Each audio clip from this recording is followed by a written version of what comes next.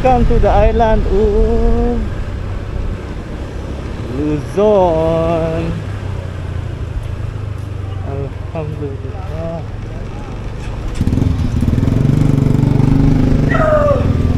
Pinakaunang gagawin ko is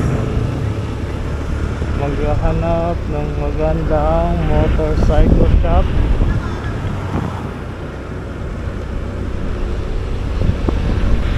para magpa-change oil. Kaka-change oil lang natin. Ruta natin ngayon is Legazpi City sa may Kamalig Bypass Road. So siguro doon na ako muna matutulog. Pa-picture tayo kay Mount Mayon. Kukuha lang ako ng magandang picture kay Mount Mayon at konting drone shot. So ang time check natin ngayon guys is 12:40 na ng tanghali. So meron tayong sobra 2 hours na biyahe papunta sa Legazpi City. So doon na rin siguro ako magla-lunch. Hindi pa naman din ako gutom. So okay guys, update ko na lang kayo sa mga bayan na dadaanan natin. Okay, ganito ba talaga yung daan dito? Ang daming twisties. Sarap magmotor. Kaya lang nakakatrauma yung sa Samar. Hindi mo alam yung mga lubak eh. Dito ang sarap oh. So ngayon alam ko na kung bakit ang daming gustong magbe-banking. Kasi ang ganda ng kalsada nyo dito. Kahit gabi kang bumiyahe dito, okay lang eh. Para mo sa ibang lugar. Wow, ang ganda. Woo!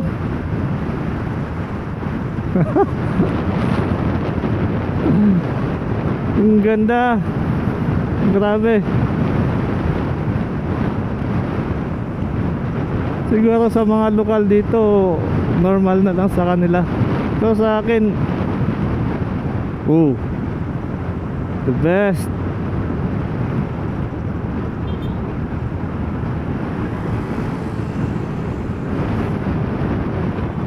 Grabe.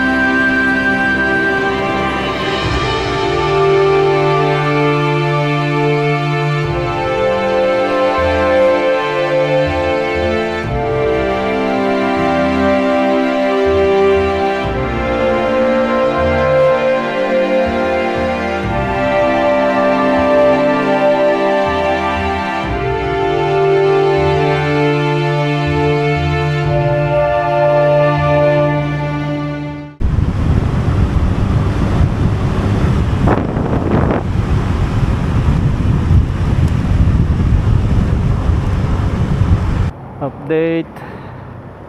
Dito na tayo ngayon sa Legazpi City. At nakita ko na si Mount Mayon. Woohoo! Ganda ng mga kalsada nila. Sarap magmotor dito. Hindi ka matakot na malubak eh. Kasi ang lapad-lapad. Tapos kung may lubak man, iilan lang. Di tulad nung tulad nung mga dinaanan ko. Ay nako. Anyway, hanapin natin yung pwesto kung saan magandang tignan si Mount Mayon.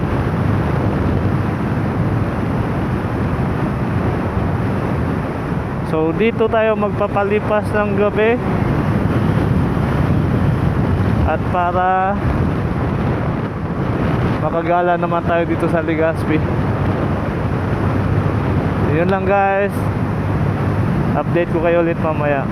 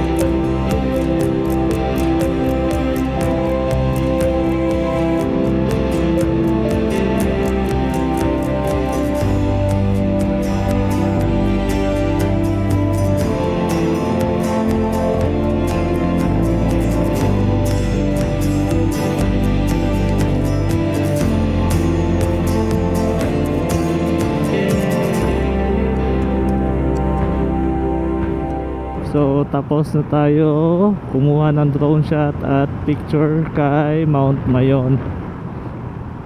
So magpapahinga lang tayo. Maghahanap siguro tayo ng matutulugan para ngayong gabi. And then siguro labas tayo maya maya. Actually may nakita na akong in, pero titignan ko pa kung kaya ba ng budget.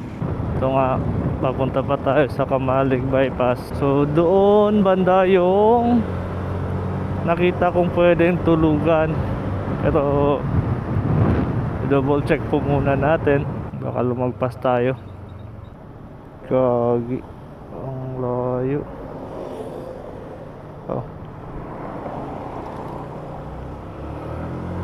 Okay, mali yung na-search natin.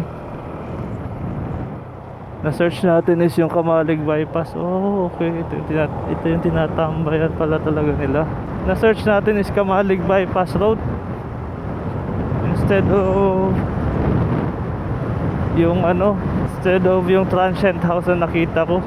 Ganda dito, Onju Hotel.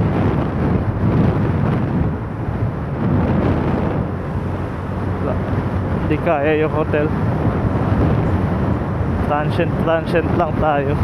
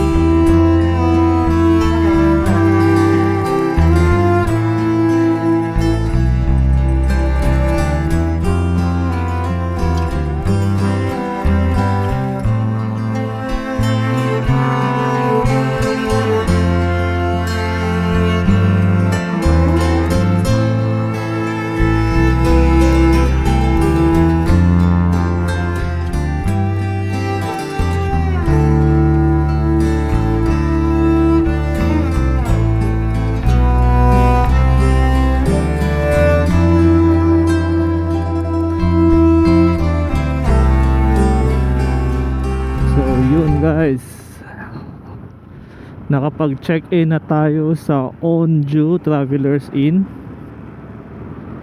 So ngayon pupunta tayo sa poblasyon ng Kamalig. Maghahanap tayo ng mga kainan.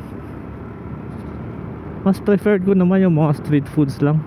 Yep, nandito. Aray ko, ano yun? Nandito pa rin tayo sa Kamalig Bypass Road. At ano yung nakasira sa akin?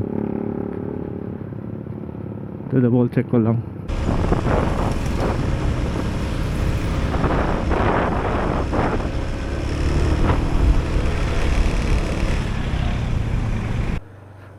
Time check po natin is 4:57 and paalis na po tayo dito sa Kamalig Bypass Road. So didiretso na tayo sa Manila. Doon na tayo sa Manila magpapahinga. Dire-diretso na po yan sa may Quezon City.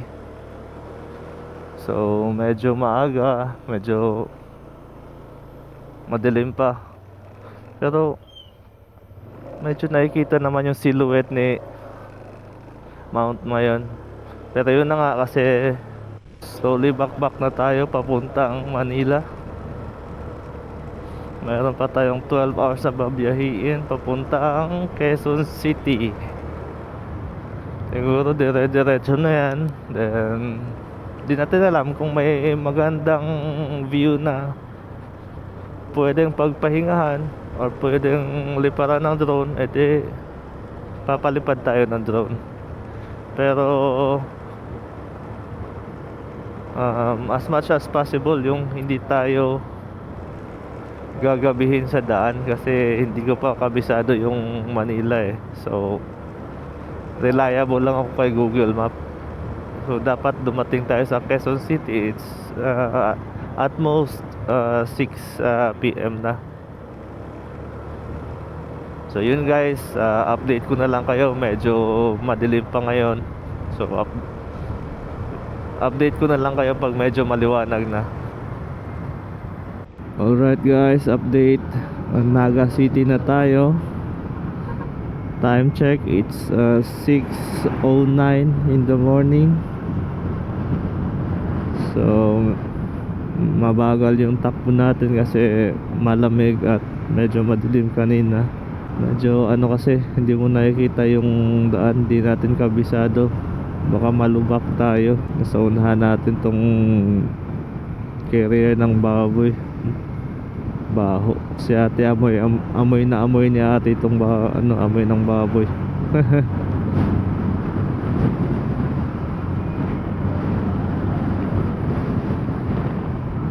Yun lang guys, update ko kayo ulit. Okay guys, nakapag-gas up na tayo dito sa may Sipokot.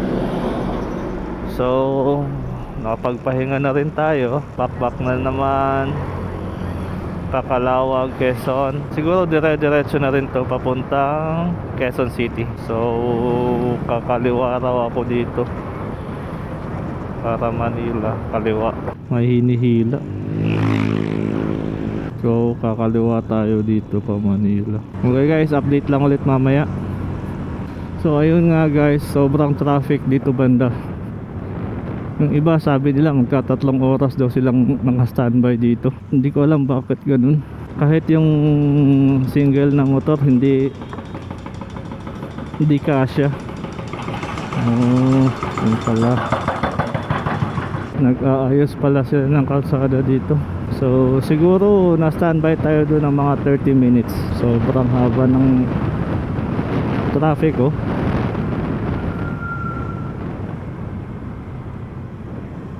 Grabe. Wala.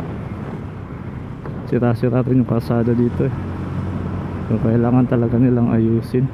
Ingat lang tayo dito kasi di natin alam, baka masurpresa tayo ng malalim na lubak tulad nito. Di naman ganun kalalim pero masakit pa rin. Sana wala ng traffic. Alright guys,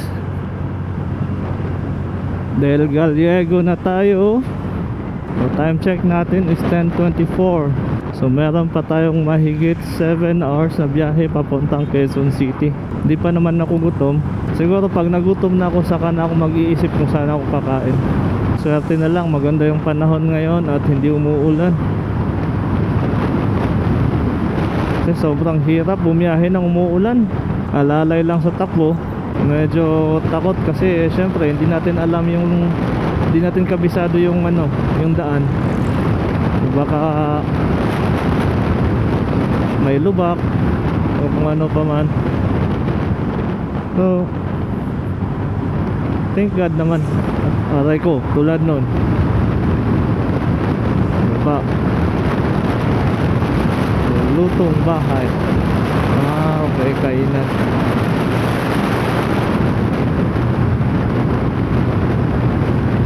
So okay guys, update ko kayo ulit mamaya. Mukhang uulan. Sana di tumuloy. Malapit na tayo eh.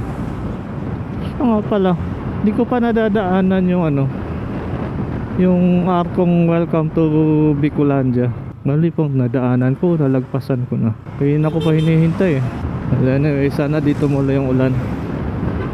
At ayun na nga, umambon guys. At nung nagsusuot ako ng kapote, biglang nawala. Tsaka biglang lumiwanag yung sa unahan natin. Ay nako, pinaglalaro na naman tayo ng panahon. Pero okay lang,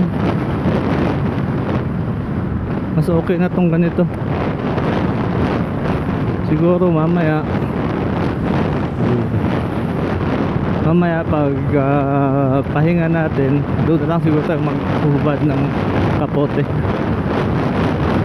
So tuloy pa rin. Okay guys, update. Kalawag, Quezon na po tayo. So time check natin, 6:01:02 in the afternoon. So medyo mahaba-haba pa itong biyahe natin.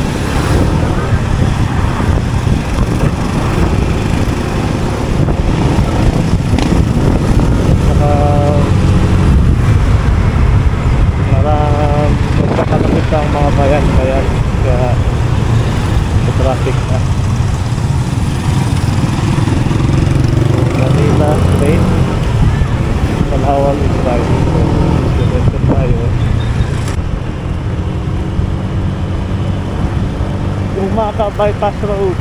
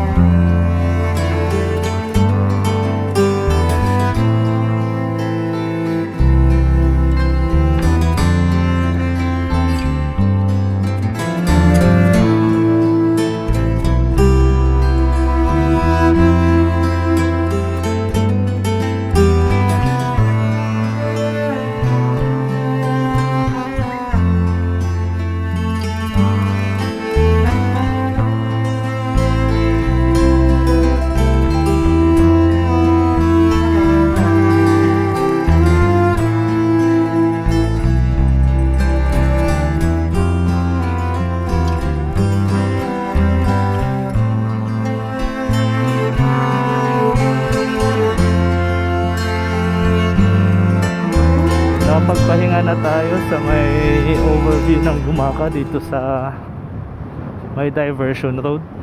Sobrang tarik ng daan. Tingnan nyo, nasa tuktok na tayo ng bundok. And ngayon is pababa na tayo. So medyo mauna tayo ng konti. Ingat-ingat lang tayo. So Gumaka, ang laki pala ng Gumaka. Dagat na yun, no? And madilim na naman. Sana umulan. Grabe si kuya, tiwalang tiwala sa brake niya. Nakakatakot. So okay guys, time check natin is 2:41. So dapat back na tayo pa Manila nito. Aabutan na naman tayo ng gabi.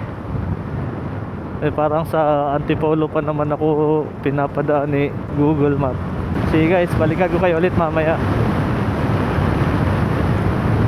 So papasok na tayo sa Old Zigzag Road. Yung mga nakikita lang natin sa Facebook at YouTube dati ay ito na, nadadaanan na natin.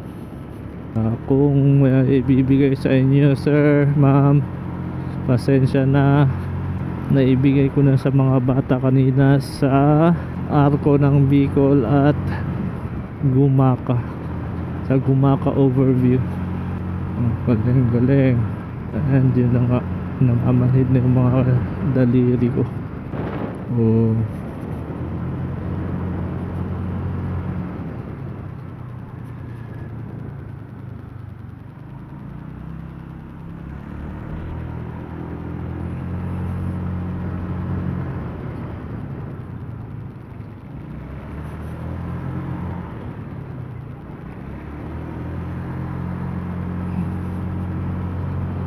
Grabe, lubak. Dito sila next time pagbalik ko, bibigyan ko po kayo. Mahaba-haba rin pala tong Old Zigzag Road na to. Oh, mainit na naman. Sana tuloy-tuloy na to hanggang maya. Hindi na sana umulan. Pagod kaya magsuot ng kapote, masyadong time consuming. Hinay-hinay tayo. Siko here, Siko Buena Vista spot.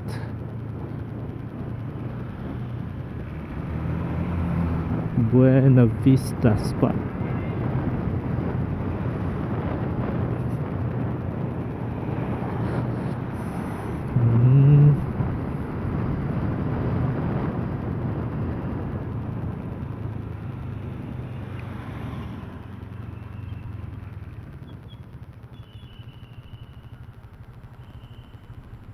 So kakalagpas lang natin ng Old Zigzag Road.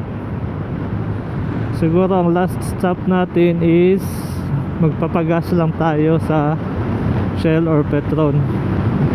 Then dire-diretso na tayo.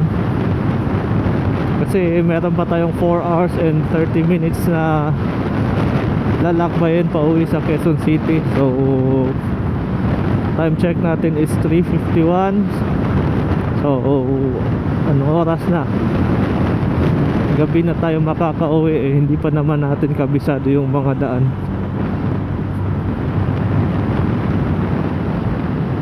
So yun lang siguro guys, magpapagas lang tayo and dire-diretso na. So, update ko na lang kayo ulit mamaya. Katapos lang natin magpagas sa Pagbilao Shell Station. So dito tayo tinuro ni Google Map sa Antipolo. So dito daw tayo dadaan kasi mas less than 1 hour ang biyahe natin kung sa Laguna tayo dadaan. So tingnan natin, sana naman maganda yung daanan kasi gagabihin na tayo eh, 4 na oras pa. So gagabihin na tayo. So kakanan daw tayo dito. Kanan daw. Motor shop. So yun lang guys. Sige, update ko lang kayo ulit mamaya.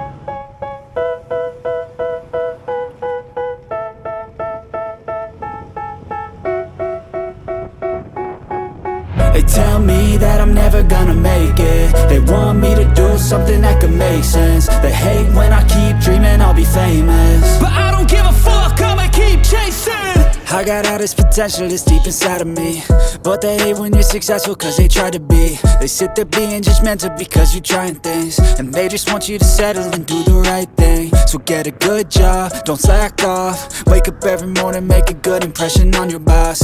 Don't do anything that I wouldn't do, and when you're making money, make sure you don't spend it too soon. So yun na nga guys, nandito na tayo sa Quezon City. So successful yung 5 araw nating biyahe kahit may mga aberya ng day 3.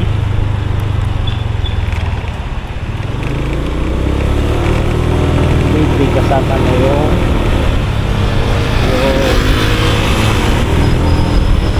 update natin sa Surigao dahil kay Bagyong Kabayan. So day 4 and day 5 wala naman tayo naging aberya. Salamat. Alhamdulillah.